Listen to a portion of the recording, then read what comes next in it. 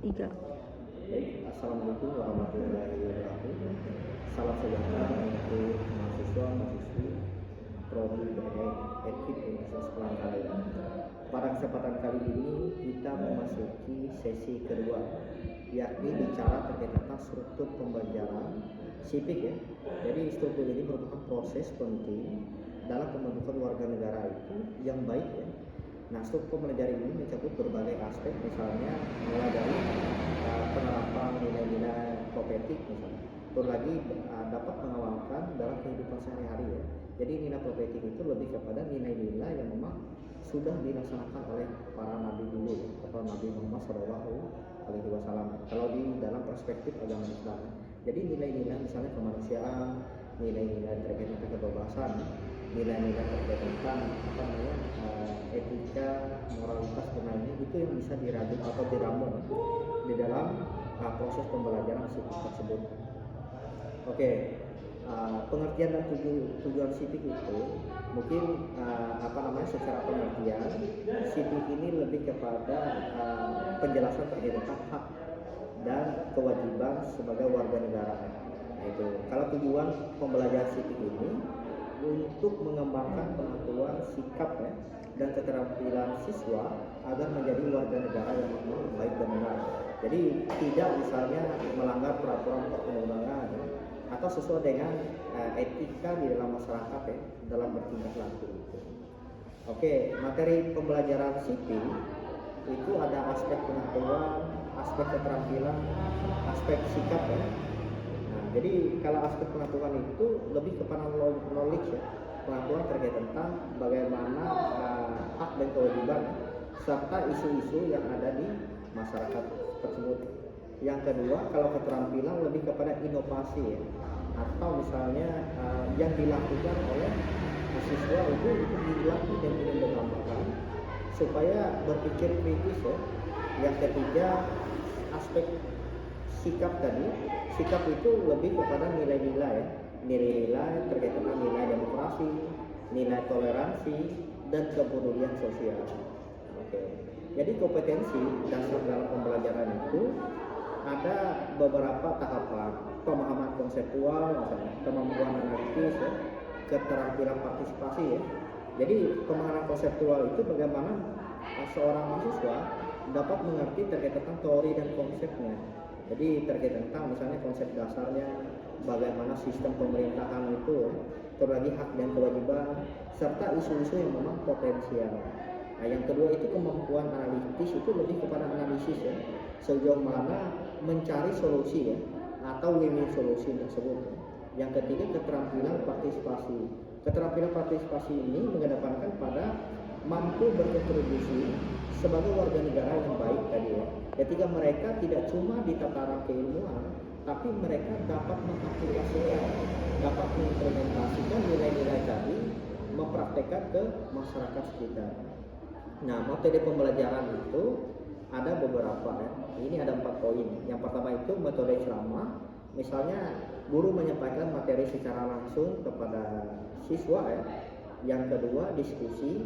Diskusi ini ada namanya interaktif ya, antara guru dan siswa supaya ada komunikasi yang memang betul-betul intens. Yang ketiga kunjungan lapangan. Jadi kunjungan lapangan ini melakukan kunjungan ke lembaga pemerintah atau organisasi masyarakat untuk memperkaya pengalaman belajar. Jadi tidak cuma tataran di dalam kelas saja, tapi mereka lebih kepada keluar kelas ya, dapat misalnya melihat yang betul-betul prakteknya seperti apa ya, tidak cuma teori saja. Oke, yang terakhir itu ada namanya proyek ya. Proyek ini adalah hasil daripada isu-isu sipik ya di masyarakat. Nah, yang selanjutnya penilaian dalam pembelajaran sipik itu ada 3 indikator ya. Yang pertama itu melihat daripada pengetahuannya, yang kedua keterampilan, yang ketiga itu nilai sikap ya. Jadi tidak cuma pengetahuan dan keterampilan, nilai sikap ini dapat kita lihat di dalam kelas-kelas ya. Jadi di dalam kelas itu kita bisa melihat misalnya bagaimana yang dilakukan oleh siswi tersebut ya. Nah, jadi peran guru sekarang ini lebih kepada transformasi ya, di era merdeka belajar. Jadi misalnya guru itu sebagai fasilitator ya, yang aktif itu tidak cuma guru saja, tapi siswa pun apa namanya aktif juga ya. Yang kedua sebagai motivator.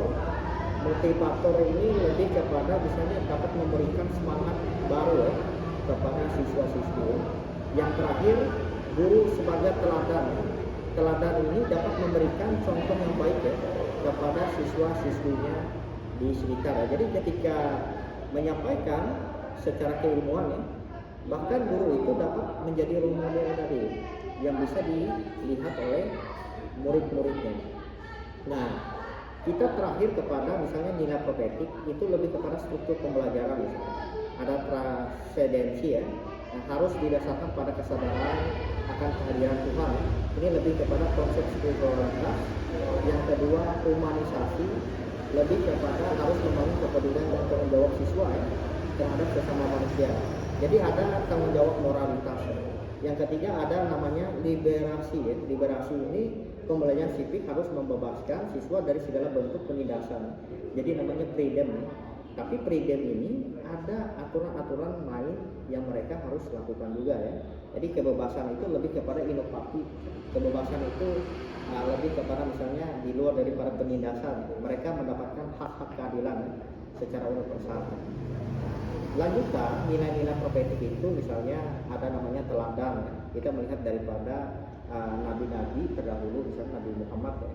Jadi nilai seperti kejujuran, keadilan, kepedulian ya, kepada sesama itu bisa dianggap ini adalah kecerdasan emosional juga atau kecerdasan sosial. Ada juga namanya refleksi ya.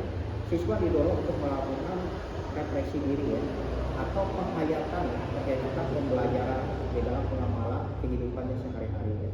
Nah, yang terakhir itu ada namanya integrasi ya. Pembelajaran sipil harus mengintegrasi nilai-nilai profetik ke dalam materi ya, dan penilaian sehingga menjadi bagian yang tak terpisahkan. Oke, itu saja yang dapat Bapak sampaikan. Mohon maaf atas kekurangannya. Terima kasih atas perhatian dari kalian ya.